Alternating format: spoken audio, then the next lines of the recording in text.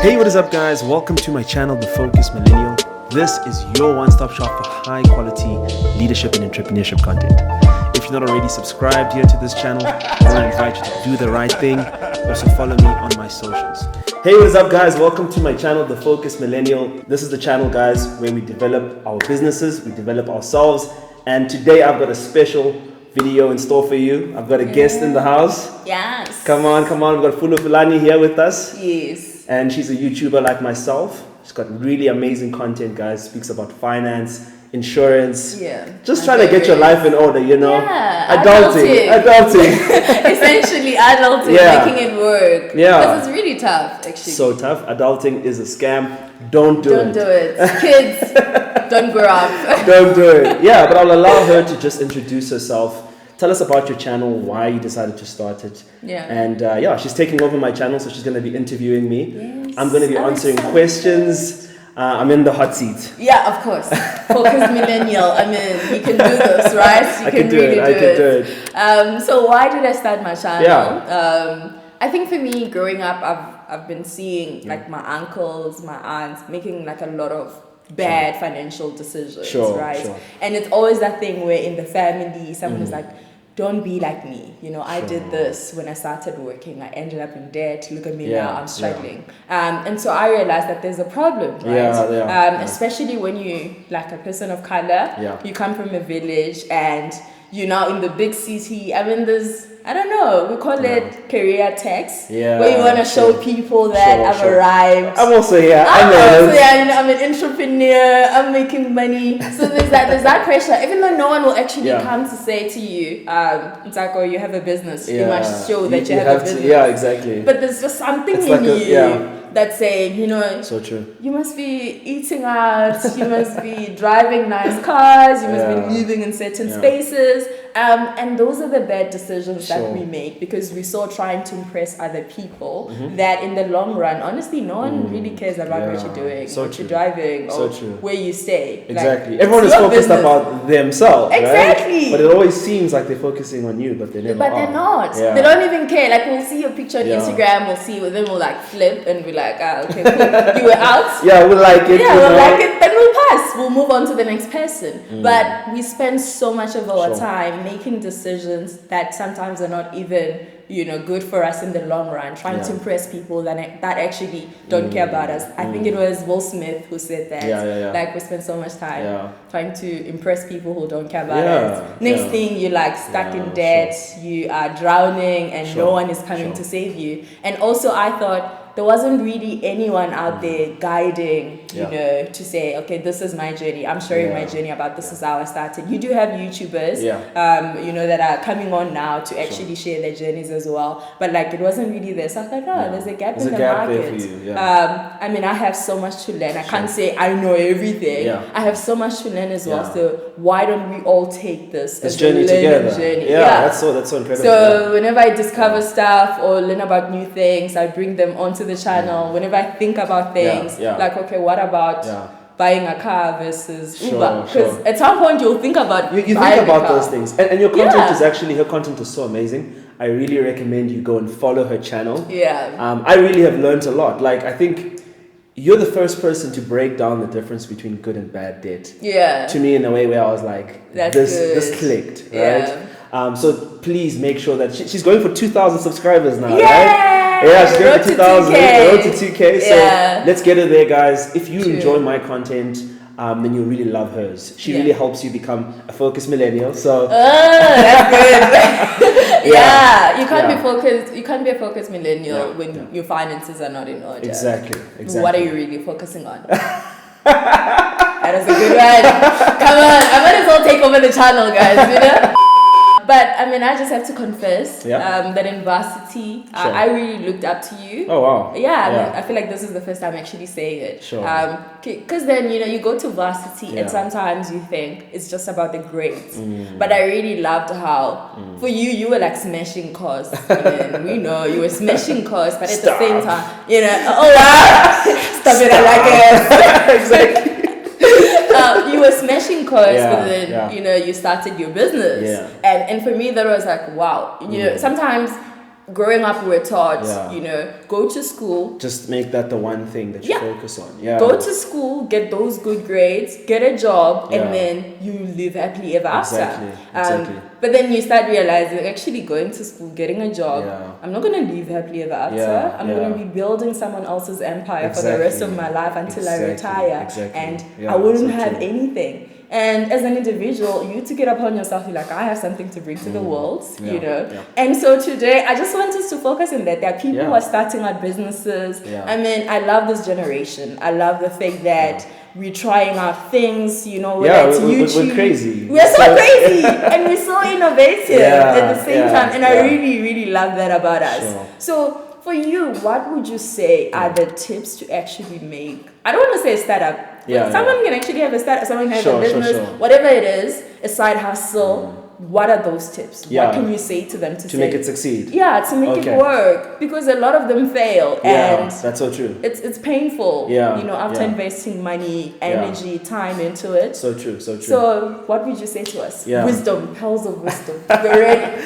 Yeah, I mean, I think, you know, you've mentioned a very interesting and unfortunate stat that, like, you know, a lot of startups, a lot of initiatives people get off the ground usually fail. True. It's like some scary, like, number, like 90-something percent 90% of companies. So I've realized over, you know, the course of time, some of the reasons why that likely is. So happy to share my secrets about how do you make something succeed. Exactly. How are you making your succeed? You know, how are you actually making it work? We want to know. You know. So I think, you know, one of the biggest reasons why things don't really work out is because people don't actually take their hustles, you know, very seriously. So they're not professional. They think, you know, just because, okay, I've started this thing, all of my friends need to support it, family needs to support it, right? Just because I've done this thing. Me. And, you know, we're not professional, you know. We don't return that value that they're giving us. True. Something as small as, you know, if you're starting a consultancy, have business cards, you know. Have business cards. True. Have a website. True. Just because, you know, your first clients are your friends or your family, it doesn't mean that you need to lower your standard. Your standards. But you have to treat every single customer as though, you know, they were the highest paying customer that you have. Yeah, that's important. And a lot of people, they tend to relax, especially when they're dealing with families and friends. True. Who are the people that they expect the most support from. Yeah. But then they don't give them good service. Exactly. True. And also, I mean, it's also very interesting now that you're talking about family, because sometimes family doesn't want to pay. Sometimes family doesn't want to pay. That is so true. Let's deal with that as well. How do you deal with family actually, not wanting to pay for your service? They're like, but I know you. And you're thinking, I'm taking my business seriously. Sure. And I think that also influences us in terms of the prices that we set and how we deal with finances overall in the business. Yeah. Well, I mean, I think, look, the first step is, you know, show them that you're taking it serious. Because if you are, you know, going at it in a very informal way, then that lends itself to their notion that you know they're not going to pay for the service. True. But if you know increase the standard and show them that you're taking it very serious, then they start to take you seriously as well. I'm not going to lie. Some situations are difficult. Some families are unreasonable. So there's no like one rule to help you deal with that. But I would say be professional. So that's the first thing, right? So the second thing that I think you know a lot of people fail to do in their hustles is that they don't manage expectations well. So you know they'll overpromise and underdeliver. That's what a lot of people do. True. So I've realized that, you know, if I'm dealing with someone, I like to underpromise but overdeliver. And that doesn't mean that I don't sell myself in a way that makes sense, but it's just, you know, I won't make it seem as though I'm going to move, you know, the earth and mountains, shake everything exactly. up. But I'm going to get the job done. And then I'll want to just exceed their expectations. I always feel like it's the better way to go when you can exceed someone's expectations. Exactly. So they feel that they get. They feel like, you know, okay, money, exactly. You know? Everyone wants to feel like they're getting value. True. So if I know something's going to take me a week, I'll say it'll take me 2 weeks, but I know I'm going to deliver in a week. Exactly. Nice and then move.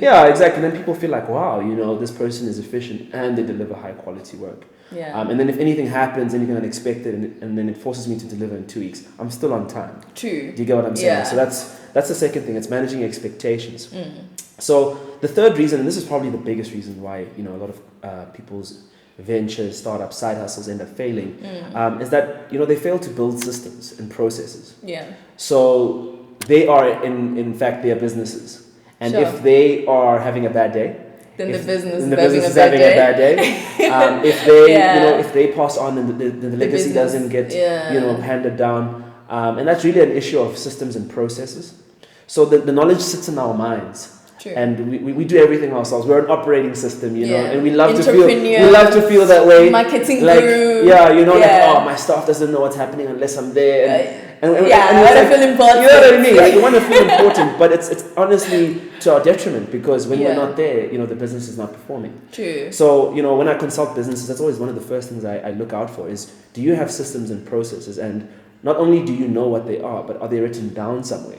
Because, in order to grow whatever you're doing, you're gonna have to hire people to come and do the jobs, the menial jobs that you're doing. Yeah. Right, but a lot of people don't actually write it down. Yeah, they don't have processes or systems. It's here. Exactly, the business is here. Yeah. So even when they're looking for an investor, the investor struggles to see the value in the business because it's all in the entrepreneur's mind. Yeah. There's no business. There's just an idea that's trapped in your mind. Yeah. So you have a business when you start to write it down, and when you turn it into something that can be repeated and it has to be practical. Yeah. So systems and processes is one of the biggest reasons why things fail. And also, just to jump in there, it's also not sustainable, hey? Yeah. I mean, you can't be the CEO. No. You can't be the admin person. Exactly. You can't be the marketing person. Exactly. You can't do everything on your own, and make that work for a long period of time. You're going to burn out at some point. Exactly. And also, how do you grow? What if you're not feeling well? Yeah. Then what happens to your business? Yeah. I think that was a good one. Yeah. No, for sure. I think, I don't know where I heard this, but really the goal of a founder should be to design yourself out of a job one day. Oh, wow. That's really what you're trying to do. So you're trying to create systems and then hire people into them. Yeah. So that one day when you walk into the office, everyone is like, dude, go home. What are you doing here? We got this. We got this. There are meetings going on and you're not the ones calling them. That's where you want to get to, So systems and processes is very important. True. And then I think the last one that I'll mention is good financial management. Ooh. This one is so important. Yeah. And I think we just don't know how to deal with it. We don't know how to deal with that. Come to my channel. Go to her channel, guys. I promise you, if you want to learn about finances, this is the channel that you need to go to. Yeah, true. But I realized a lot of people, they don't take that part of the business very serious. Yeah. You have to be the financial manager in your business, right? True. And you don't have to come from a financial background or schooling to do this, guys. It's just simple understanding the inflows and the outflows of your business. True. And being a good steward of the outflows, right? And of the inflows so that you can actually grow the business. I realize a lot of people, they'll mix their personal account with their bank account, and that's never a good idea, right? Because you're spending on things that are not related to your business, which makes it quite difficult for you to track your financial statements, your management accounts and stuff. And those things generally need to be in order if you want to leverage funding. So just because of that decision alone, you've already closed yourself off. You've closed off the options that you have to actually get funding to grow your business. So that's one thing. Another thing as well is that a lot of people, they'll spend frivolously. Yeah. It's a business. I need an office. Yeah. I need an expensive website. I need a PA, right? I need everything. I need everyone. Exactly. Marketing guru. Exactly. Yeah. And I also think it's a thing of you want to expand very quickly. Yeah. You start a business today. Exactly. Because it's cool. It looks great to expand. It looks great to say we in I've 9 got the provinces. office. Exactly. Yeah, so I noticed that a lot of people do that prematurely. Yeah. You just want to spend, right? True. And that's not a great thing. I think you really need to be quite disciplined in the early stages. Yeah. There'll never be a more important time where it's important for you to make good decisions about how you spend your money. And then it just goes back to the fundamentals of make more than you spend. Yeah, right. That's the whole point of a business. Yeah. And a lot of people are spending more than they make. Yeah. Which is really unfortunate. And you become frustrated. In the long run, I mean, imagine you trying to pay up all those things that you need to pay up on a monthly basis, and the money is just not coming in. Exactly. Now you're going to give us, stresses, and you're going to call us saying stuff that we don't even need sometimes, because you want to make payroll, you also want to pay all the stuff. That's stress, That's stress right there, I'll tell you that. Finances are a big deal. Yeah. And then I guess finally, in the point of financial management, it's just what you do with your profits. I think a lot of people, as we mentioned earlier, they want to give the impression that they're doing a lot better than they are. So that puts pressure on them. Yeah. And then whenever the business does make a profit, they pull that out. Yeah. And then they'll use that for their lifestyle. Yeah, true. When in actuality they should right. When in actuality they should be investing that back into the business. So true. I think that that's really, really important. Yeah. Your business will never grow if you don't feed it. Yeah. The baby. Yes, it's there to ultimately make your life better, but it'll get to that point if you nurture it and give it the things that it needs. Yeah. In the early stage. So I think those are probably the best tips that I have about how you can actually make your hustle succeed. Yeah. I think I love the one about money, because if you think of it, somehow for your business to grow, you need money. For you to like sustain everything, you need money. Like it really has to be like that core covering everything, and if that core is not in shape or in order, then stuff will just be all over the place. Bad things start to happen. Things will start happening. Next thing you're telling us, no, it's done. It's done. Sorry, guys. I'm out, guys. Maybe I'll start another business. Exactly. And it's so funny how if you don't take the lessons from this venture, you're still going to repeat the same mistakes. You're going to make the same mistakes in the next venture. Exactly. So I really, really love that. And I hope you guys will actually, take all those tips and apply them in your businesses. Because, come on, this is like major stuff, high quality content coming for you for free. So please do use this tips, because come on, I mean, we want to see your business grow, we want to see it succeed. And now coming on to like the last question that I have, sort of like a big one even, is I think we've seen when we started undergoing lockdown last year, a lot of businesses had to close down, and you find that they were relying mainly on physical, interaction with their clients, and a lot of them had one source of income. So it was the thing of, we deal with selling stuff to people on the streets, or we deal with like selling this particular thing or doing this particular thing for our clients. And when the pandemic hit and the president is like, guys, no one is going anywhere, stay at your home, you just have to make this work, save lives by actually staying indoors. But she's just like, my business is not making money. What about my life? What about my life? I know I'm saving lives, but like, what about, my life? What about my employees and all of that? And then it was really painful. To actually see how many businesses had to actually close down. And so I just want to say to you, what is the importance of actually diversifying your income stream? And also as a business, if we're starting out, how can I actually do that? Maybe I'm starting out, this is like the one thing that I do. I take pictures, right? And that's like how I make a living. That's how I pay my employees and like all the bills in the business. So how can I diversify my income, and why is that really important? Do I really have to, or I can just like, this is one thing that I do, this is what I'm good at? It's probably one of the, the single most important things you can do for your business. It's sad, like you say, how many businesses had to close down. And I'm so thankful to God that our business wasn't one of them. I think we were quite resilient. So I think that's to answer that first question, is that it's so important and critical to do that.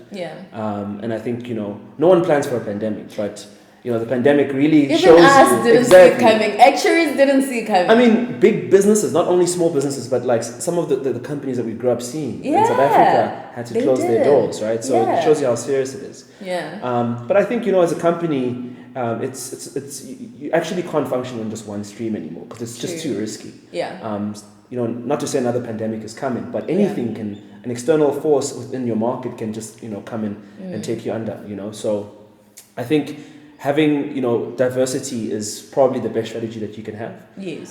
And you should be thinking about this at a pretty early stage. Not only, I know a lot of people say, okay, I want to just succeed at this, but, success, it seems like that thing that just keeps... It's like you can't reach it. Even when you're really successful, you still feel like there's more, because you'll look at other businesses and how much they're accomplishing.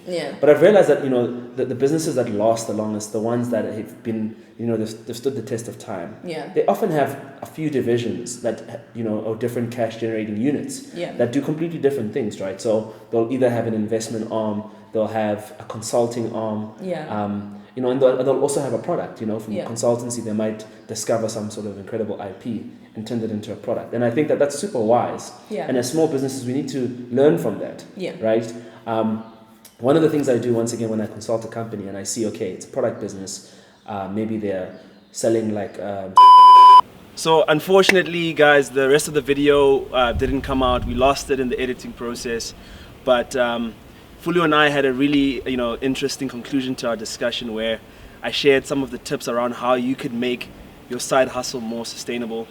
I spoke a little bit about how you can try and diversify some of your revenue streams by introducing more high margin services such as like consulting, which doesn't require much cost from yourself, but it's in essence using some of the skills, the IP, the resources within your own business to create more opportunities to create revenues.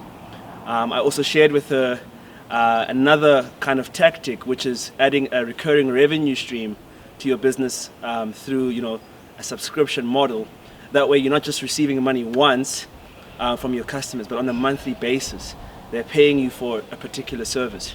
And I really believe if you can employ those two, you can really find ways of making your side hustle more resilient, so that when things like COVID happen and other people are really battling, your side hustle will remain intact.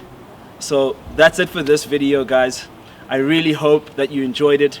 Sorry once again for losing the end of that interview or that collaboration, but I'm really hoping that this magnificent view makes up for that, right? I'll see you in the next one. Stay focused.